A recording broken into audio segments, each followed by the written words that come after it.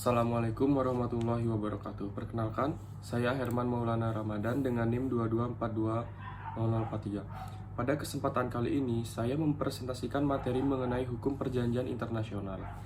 Perjanjian internasional merupakan salah satu instrumen yang sangat penting dalam hubungan antar negara karena menjadi dasar hukum dalam pelaksanaan kerjasama hukum internasional.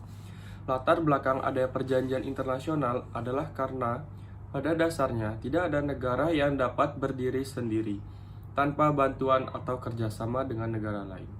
Dalam era globalisasi saat ini, setiap negara memiliki ketergantungan satu sama lain, baik dalam bidang ekonomi, perdagangan, keamanan, pendidikan,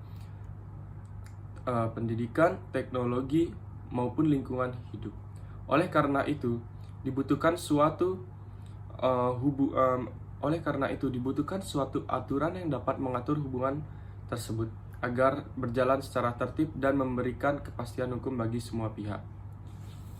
Aturan tersebut diwujudkan dalam bentuk perjanjian internasional. Melalui perjanjian internasional dan kewajiban masing-masing sehingga kerjasama yang dilakukan dapat berjalan dengan baik dan menghindari terjadinya konflik. Menurut Vienna Convention on the Law of Treaties tahun 1969, perjanjian hukum internasional adalah suatu kesepakatan internasional yang dibuat antar negara-negara dalam bentuk tertulis dan diatur oleh hukum internasional. Sementara itu, menurut ahli hukum internasional Indonesia, Iwayan Partiana, perjanjian internasional merupakan persetujuan yang dibuat oleh dua atau lebih subjek hukum internasional yang menimbulkan hak dan kewajiban hukum serta diatur oleh hukum internasional. Dari kedua definisi tersebut dapat dipahami bahwa perjanjian hukum internasional bukan hanya sekedar kesepakatan biasa, tetapi merupakan kesepakatan yang memiliki kekuatan hukum yang mengikat para pihak yang membuatnya.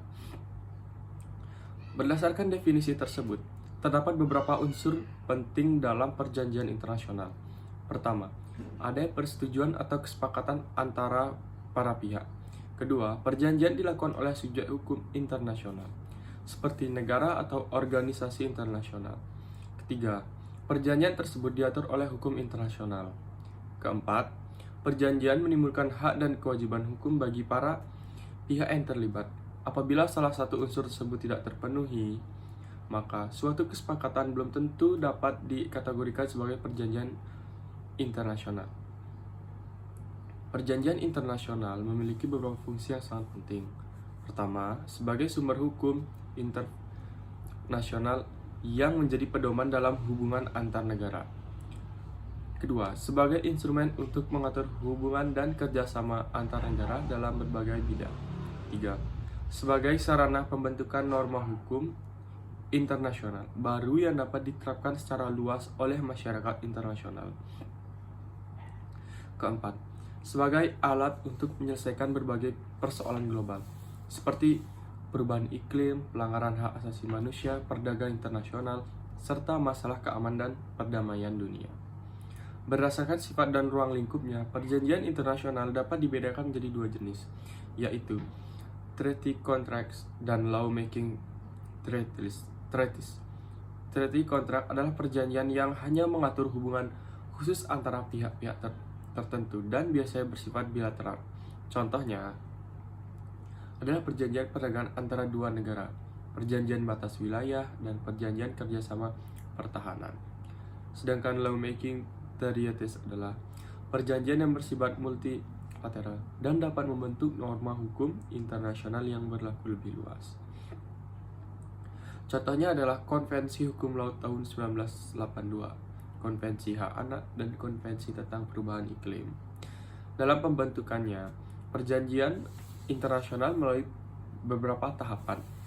Tahap pertama adalah perundingan, yaitu proses pembahasan antara negara-negara yang terlibat untuk menyusun isi perjanjian. Pada tahap ini, masing-masing pihak akan menyampaikan kepentingan dan pandangannya. Tahap kedua adalah penandatanganan, yaitu setelah teks perjanjian disepakati, para wakil negara menandatangani dokumen tersebut sebagai pihak bentuk persetujuan awal.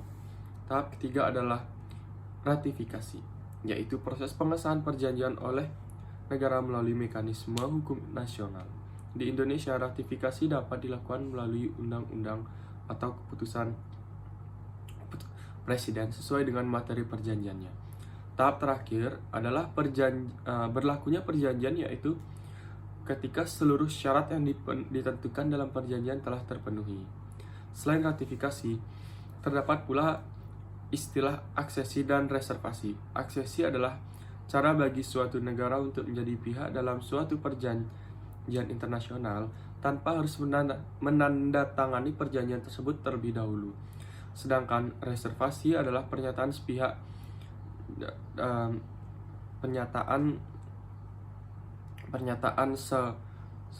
negara untuk menjadi pihak dalam suatu perjanjian tanpa harus menandatangani. Sedangkan reservasi adalah pernyataan sepihak dari suatu negara yang bertujuan untuk mengecualikan atau mengubah penerapan ketentuan tertentu dalam suatu perjanjian internasional terhadap negara tersebut. Salah satu prinsip terpenting dalam hukum perjanjian internasional adalah prinsip Pacta Sunt Servanda. Prinsip ini tercantum dalam pasal 26 Vienna Convention 1969 yang menyatakan bahwa setiap perjanjian yang berlaku mengikat para pihak dan harus dilaksanakan itikat baik. Artinya, negara yang telah menyetujui suatu perjanjian tidak boleh secara pihak mengabaikan atau melanggar isi perjanjian tersebut. Prinsip ini menjadi dasar terciptanya kepastian hukum dan kepercayaan dalam hubungan internasional. Meskipun demikian, suatu perjanjian internasional juga dapat berakhir menurut Vienna Convention. Berakhirnya perjanjian dapat disebabkan oleh beberapa hal, seperti berakhirnya jangka waktu perjanjian, ada kesepakatan para pihak untuk mengakhiri perjanjian, terjadinya pelanggaran berat oleh salah satu pihak, atau munculnya norma hukum internasional yang baru yang bersifat memaksa atau jus congens sehingga perjanjian lama tidak dapat lagi diterapkan. Di Indonesia, agar suatu perjanjian internasional dapat berlaku secara efektif, perjanjian tersebut harus diinternalisasikan ke dalam hukum nasional. Proses ini diatur dalam Undang-Undang Nomor 24 Tahun 2000 tentang Perjanjian Internasional. Dengan adanya internalisasi, ketentuan dalam perjanjian internasional dapat diterapkan dan memiliki kekuatan hukum dalam sistem hukum nasional Indonesia.